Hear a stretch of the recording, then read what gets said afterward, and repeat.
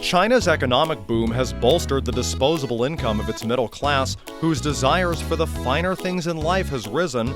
Those finer things include me, a lobster, once a luxury that only the rich could afford. The Chinese love affair with me has really taken off in the last decade or so, and the North American crustacean, found along the coasts of both the US and Canada, has become a particular favorite as a status symbol. That's because of my red color, which many in China regard as a mark of prosperity.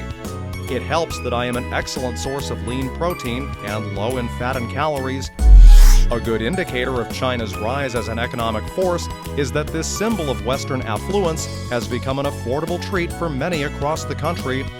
The Chinese market has proven to be a godsend for U.S. producers at a time when output was high and prices were falling.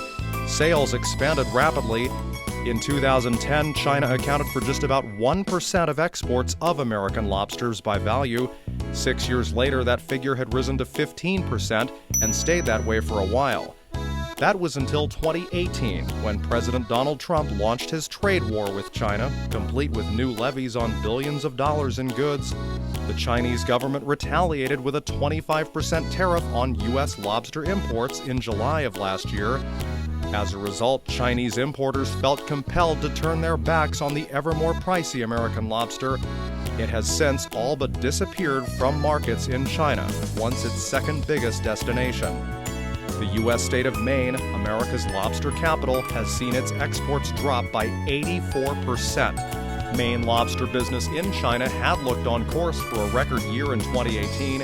Exports during that period rose to $128.5 million in the first 6 months, an increase of 169%. The state's congressional representatives were so worried earlier this year that they urged the Trump administration to prioritize lobster during the on-and-off trade negotiations with China.